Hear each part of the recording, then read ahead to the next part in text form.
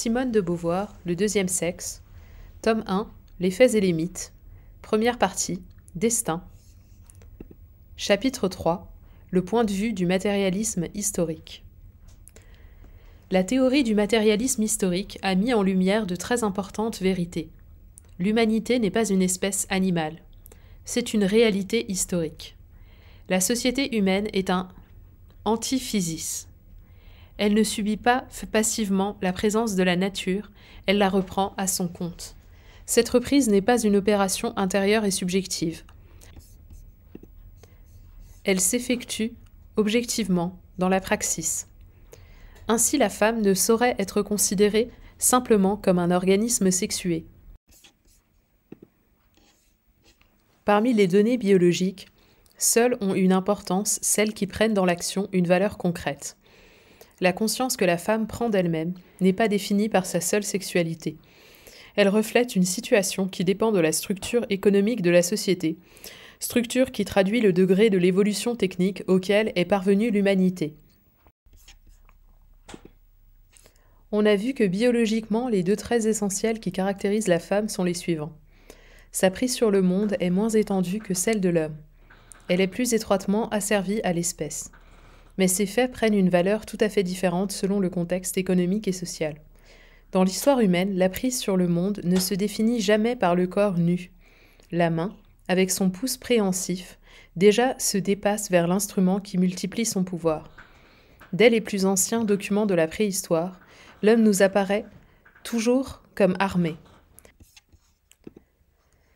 Au temps où il s'agissait de brandir de lourdes massues, de tenir en échec les bêtes sauvages, la faiblesse physique de la femme constituait une infériorité flagrante.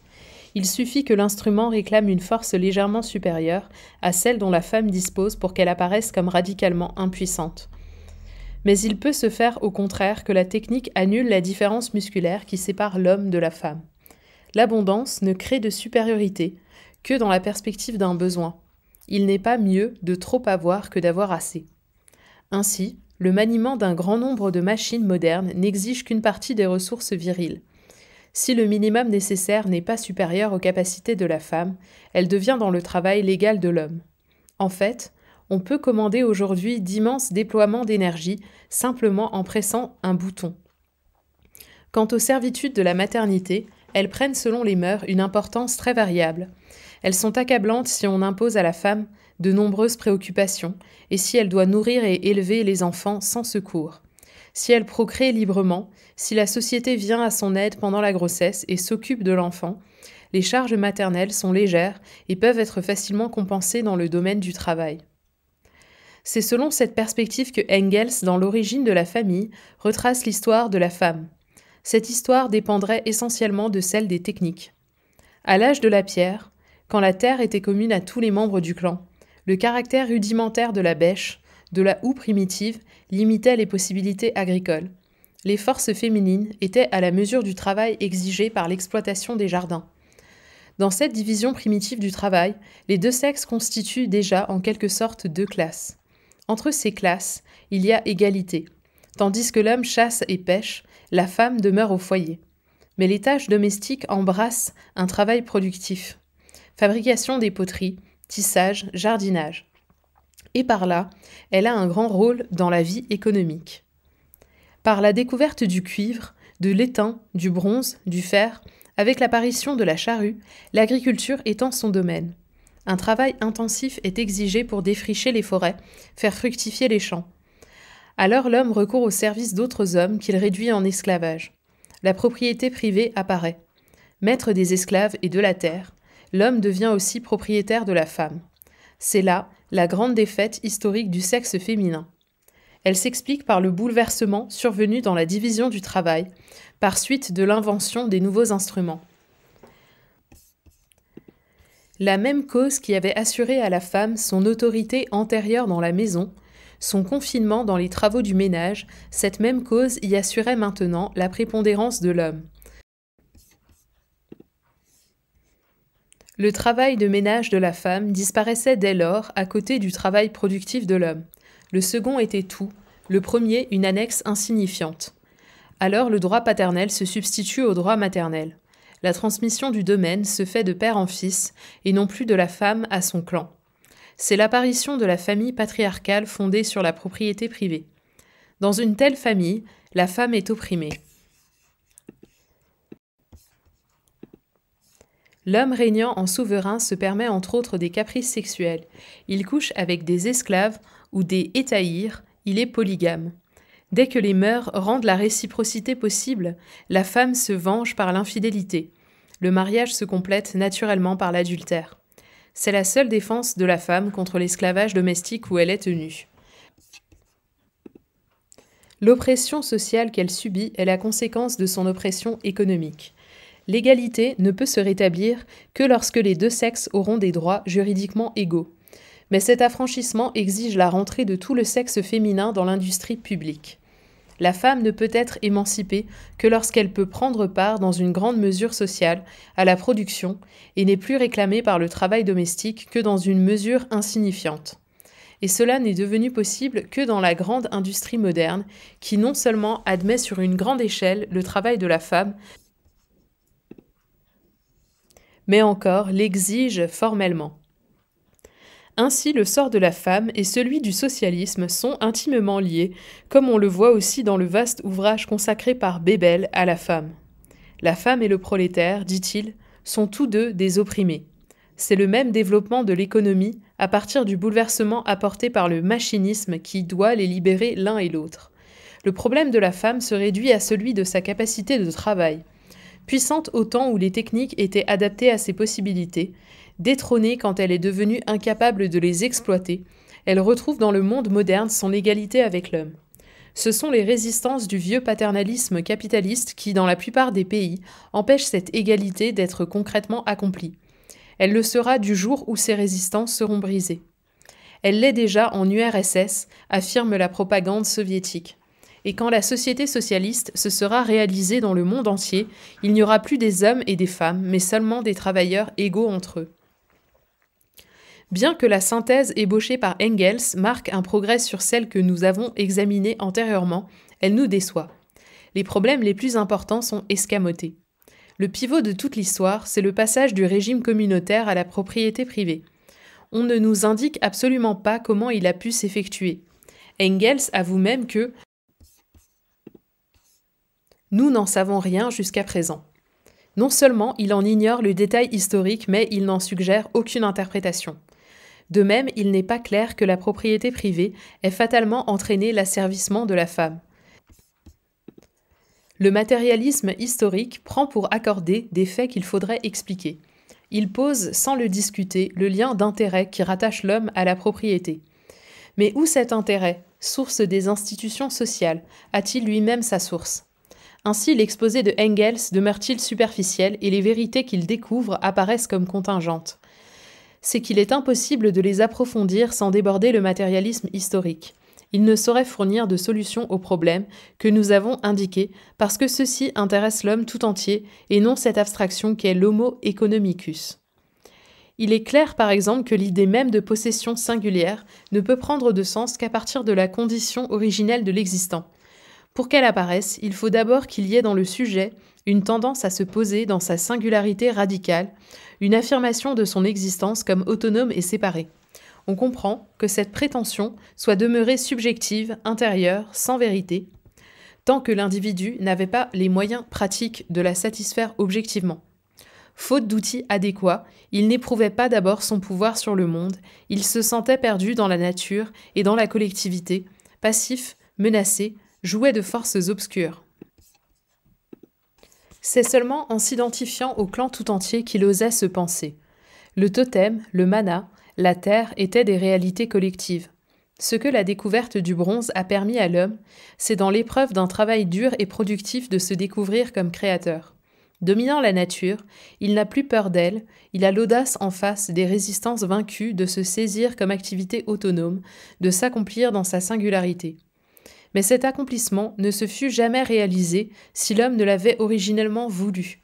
La leçon du travail ne s'est pas inscrite en un sujet passif. Le sujet s'est lui-même forgé et conquis en forgeant ses outils et conquérant la terre. D'autre part, l'affirmation du sujet ne suffit pas à expliquer la propriété. Dans le défi, la lutte, le combat singulier, chaque conscience peut tenter de s'élever à la souveraineté. Pour que le défi ait pris la forme du potlatch, c'est-à-dire d'une rivalité économique, pour qu'à partir de là, le chef d'abord, puis les membres du clan, aient revendiqué des biens privés, il faut qu'il se trouve dans l'homme une autre tendance originelle. Nous avons dit déjà au chapitre précédent que l'existant ne réussit à se saisir qu'en s'aliénant. Il se cherche à travers le monde sous une figure étrangère et qu'il fait sienne. Dans le totem, le mana, dans le territoire qu'il occupe, c'est son existence aliénée que rencontre le clan. Quand l'individu se sépare de la communauté, il réclame une incarnation singulière. Le mana s'individualise dans le chef, puis en chaque individu. Et en même temps, chacun tente de s'approprier un morceau du soi, des instruments de travail, des récoltes. Dans ces richesses qui sont siennes, c'est lui-même que l'homme retrouve parce qu'il s'est perdu en elles. On comprend alors qu'il puisse leur accorder une importance aussi fondamentale qu'à sa vie même. Alors, l'intérêt de l'homme pour sa propriété devient une relation intelligible. Mais on voit qu'on n'en peut pas rendre compte par l'outil seul. Il faut saisir toute l'attitude de l'homme armé de l'outil, attitude qui implique une infrastructure ontologique. De même, il est impossible de déduire de la propriété privée l'oppression de la femme. Ici encore, l'insuffisance du point de vue de Engels est manifeste. Il a bien compris que la faiblesse musculaire de la femme n'est devenue une infériorité concrète que dans sa relation avec l'outil de bronze et de fer. Mais il n'a pas vu que les limites de sa capacité de travail ne constituaient elles-mêmes un désavantage concret que dans une certaine perspective. C'est parce que l'homme est transcendance et ambition qu'il projette à travers tout nouvel outil de nouvelles exigences. Quand il a eu inventé les instruments de bronze, il ne s'est plus contenté d'exploiter les jardins, il a voulu défricher et cultiver de vastes champs. Ce n'est pas du bronze lui-même qu'a jailli cette volonté. L'incapacité de la femme a entraîné sa ruine parce que l'homme l'a appréhendée à travers un projet d'enrichissement et d'expansion. Et ce projet ne suffit pas encore à expliquer qu'elle ait été opprimée. La division du travail par sexe aurait pu être une amicale association. Si le rapport originel de l'homme avec ses semblables était exclusivement un rapport d'amitié, on ne saurait rendre compte d'aucun type d'asservissement. Ce phénomène est une conséquence de l'impérialisme de la conscience humaine qui cherche à accomplir objectivement sa souveraineté. S'il n'y avait pas en elle la catégorie originelle de l'autre et une prétention originelle à la domination de l'autre, la découverte de l'outil de bronze n'aurait pu entraîner l'oppression de la femme. Engels ne rend pas non plus compte du caractère singulier de cette oppression. Il a essayé de réduire l'opposition des sexes à un conflit de classe. Il l'a fait d'ailleurs sans beaucoup de conviction. La thèse n'est pas soutenable. Il est vrai que la division du travail par sexe et l'oppression qui en résulte évoquent sur certains points la division par classe. Mais on ne saurait les confondre. Il n'y a dans la scission entre classes aucune base biologique. Dans le travail, l'esclave prend conscience de soi contre le maître. Le prolétariat a toujours éprouvé sa condition dans la révolte, retournant par là à l'essentiel, constituant une menace pour ses exploiteurs. Et ce qu'il vise, c'est sa disparition en tant que classe. Nous avons dit dans l'introduction combien la situation de la femme est différente, singulièrement à cause de la communauté de vie et d'intérêt qui la rend solidaire de l'homme, et par la complicité qu'il rencontre en elle. Aucun désir de révolution ne l'habite, elle ne saurait se supprimer en tant que sexe. Elle demande seulement que certaines conséquences de la spécification sexuelle soient abolies. Ce qui est plus grave encore, c'est qu'on ne saurait sans mauvaise foi considérer la femme uniquement comme une travailleuse. Autant que sa capacité productrice, sa fonction de reproductrice est importante, tant dans l'économie sociale que dans la vie individuelle. Il y a des époques où il est plus utile de faire des enfants que de manier la charrue. Engels a escamoté le problème. Il se borne à déclarer que la communauté socialiste abolira la famille. C'est une solution bien abstraite. On sait combien l'URSS a dû changer souvent et radicalement sa politique familiale, selon que s'équilibraient différemment les besoins immédiats de la production et ceux de la repopulation. D'ailleurs, supprimer la famille n'est pas nécessairement affranchir la femme. L'exemple de Sparte et du régime nazi prouve que, pour être directement rattachée à l'État, elle peut n'en être pas moins opprimée par les mâles. Une éthique véritablement socialiste, c'est-à-dire qui cherche la justice sans supprimer la liberté, qui impose aux individus des charges mais sans abolir l'individualité, se trouvera fort embarrassée par les problèmes que pose la condition de la femme. Il est impossible d'assimiler tout simplement la gestation à un travail ou à un service tel que le service militaire. On fait plus profondément effraction dans la vie d'une femme en exigeant d'elle des enfants qu'en réglementant les occupations des citoyens. Aucun État n'a jamais osé instituer le coït obligatoire. Dans l'acte sexuel, dans la maternité, la femme n'engage pas seulement du temps et des forces, mais des valeurs essentielles. En vain, le matérialisme rationaliste prétend-il méconnaître ce caractère dramatique de la sexualité ? On ne peut réglementer l'instinct sexuel. Il n'est pas sûr qu'il ne porte pas en lui un refus de son assouvissement, disait Freud. Ce qui est certain, c'est qu'il ne se laisse pas intégrer au social parce qu'il y a dans l'érotisme une révolte de l'instant contre le temps, de l'individuel contre l'universel. À vouloir le canaliser et l'exploiter, on risque de le tuer car on ne peut disposer de la spontanéité vivante comme on dispose de la matière inerte. Et on ne peut pas davantage la forcer comme on force une liberté. On ne saurait obliger directement la femme à enfanter. Tout ce qu'on peut faire, c'est l'enfermer dans des situations où la maternité est pour elle la seule issue. La loi ou les mœurs lui imposent le mariage, on interdit les mesures anticonceptionnelles et l'avortement, on défend le divorce.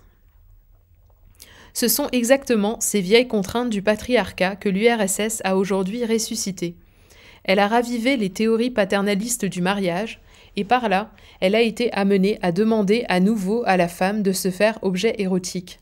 Un discours récent invitait les citoyennes soviétiques à soigner leur toilette, à user de maquillage, à devenir coquettes pour retenir leur mari et attiser son désir. Il est impossible, on le voit bien par cet exemple, de considérer la femme uniquement comme une force productrice. Elle est pour l'homme une partenaire sexuelle, une reproductrice, un objet érotique, une autre à travers laquelle il se cherche lui-même. Les régimes totalitaires ou autoritaires ont beau, d'un commun accord, interdire la psychanalyse et déclarer que pour les citoyens loyalement intégrés à la collectivité, les drames individuels n'ont pas lieu, l'érotisme est une expérience où la généralité est toujours ressaisie par une individualité. Et pour un socialisme démocratique où les classes seraient abolies, mais non les individus, la question du destin individuel garderait toute son importance. La différenciation sexuelle garderait toute son importance. Le rapport sexuel qui unit la femme à l'homme n'est pas le même que celui qu'il soutient avec elle. Le lien qui la rattache à l'enfant est irréductible à tout autre. Elle n'a pas été créée par le seul outil de bronze. La machine ne suffit pas à l'abolir. Revendiquer pour elle tous les droits, toutes les chances de l'être humain en général, ne signifie pas qu'on doive s'aveugler sur sa condition singulière. Et pour la connaître, il faut déborder le matérialisme historique qui ne voit dans l'homme et la femme que des entités économiques.